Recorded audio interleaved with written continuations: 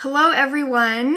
Happy Monday. It's a new week. I hope you had an awesome weekend and I hope you're ready to hit the ground running on Monday. I love Mondays.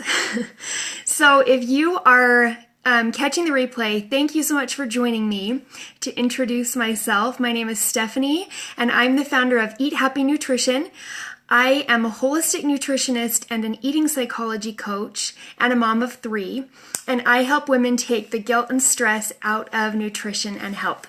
And today, and actually all week, I'm going to be hopping on here talking about water. So this is something that I did some reading on over the weekend, and I thought this would be so fun to do a video series on water. So that's what I'm going to do all week. So today's going to be part 1, and I'll be talking about I'll be talking about this all week long. So we have all heard and maybe even been like bombarded with this, like, you need to be drinking 8 cups of water a day. Like, I know you've heard that. I've heard it probably 17 trillion times, and it gets like super old, right? To hear, drink 8 cups of water a day. So we know that we should be doing this. And if you do this, if you drink 8 cups of water every day, I want you to put your name in the comments so that we can all clap for you, because most of us don't, right? Like, we know that we should be drinking more water. We should be drinking 8 cups of water, and yet we're not doing it. A few years ago, I heard about a book that the title, I never read the book, but the title with it just like stuck with me and I loved it. It's my favorite book title ever. I should probably read the book. But the title alone I think is awesome, and it's called Your Body's Many Cries for Water. And I think about that all the time. Like, in what ways is my body crying for water other than just my thirst? And I just think it's a fascinating idea. So, anyway, we all know that we should be drinking more water.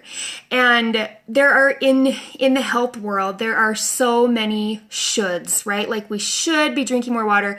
We should be getting 8 hours of sleep a night. We should be eating 5 servings of vegetables a day. We should this, we should that.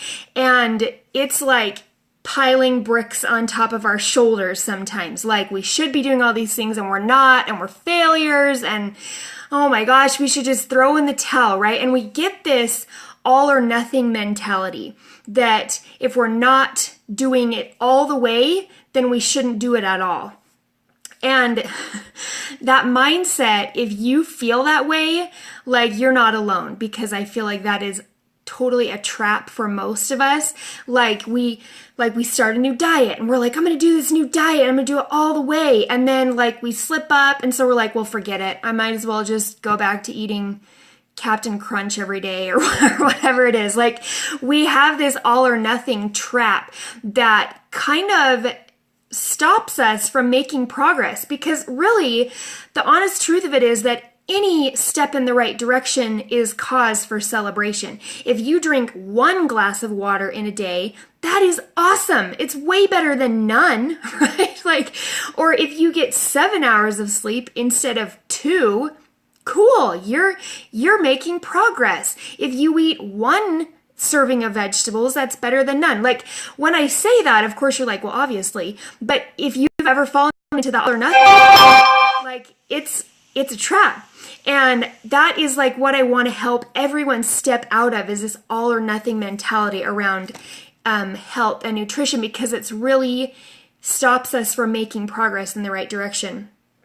So when we know we should be drinking more water, and we often get stuck in these like gimmicks, like, okay, I'm going to drink more water. And so maybe we like get one of those big, awkward, unwieldy jugs to carry around all day, and it's like very awkward, and like it's not something you're probably going to do every day for the rest of your life. Or maybe you're like, okay, I'm going to track my water in some app or something. Like, it might work for a little while, but honestly, it's not something you're probably going to do forever. So what we need to do is these things that we should do, we need to figure out how we can at least do them part way all the time, not all or nothing. Not like, yes, we're drinking 8 cups of water for a week and then we're not drinking any water for a month or something, because that in the long run does, just as much damage as never doing anything at all. So this week I'm going to hop on here every day and talk about some easy, simple, tiny baby step tips that we can all use every single day to get more water in. So this is not going to be a gimmick. I'm not going to tell you to track anything. You probably know I'm kind of anti-numbers. I'm kind of anti-tracking when it comes to like overall big picture health and wellness, because it's just not sustainable for most people. So this will not be any gimmicks. We're not going to like haul around a big milk jug that we fill up with water.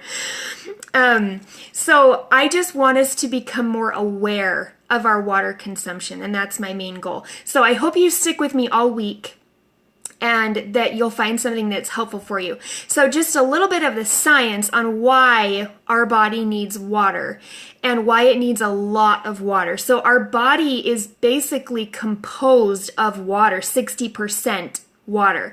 So if you like weighed yourself, 60% of that weight is water.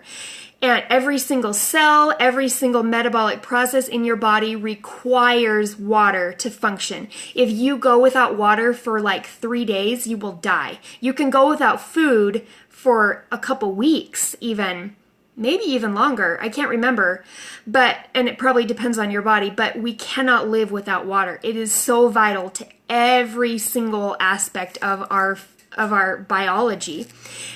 So water affects every system in our body. It affects the circulation of nutrients through our bloodstream. It affects the health of your skin. If you are dehydrated, your skin can be rough or patchy. You can have rashes. You can just look sunken in. Dehydration has a big effect on the look of your skin. It can affect your mood. If you find yourself being moody a lot, you might be dehydrated. That could be one of your body's many cries for water. You have to have water to flush out the waste in your body. And of course, we think of like our colon and how that digestive process needs water. But of course, urine is water. But sweat, if we're not hydrated, our skin is a huge part of our detoxification process, and our body gets rid of a lot of toxins through our skin, through our sweat. And if we're not drinking enough water to be able to sweat, those toxins are just like accumulating inside of your body and causing all sorts of untold damage. So those are a few of the like super simple science behind why we need to be drinking more water. Hi, Cami.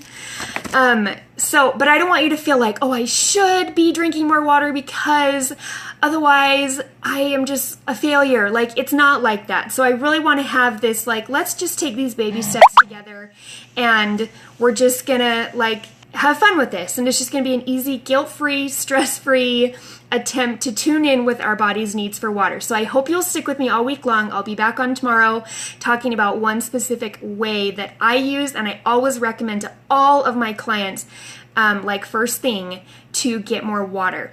So I hope that was helpful. I hope you'll join me for the rest of the week, and I will see you guys tomorrow. Bye.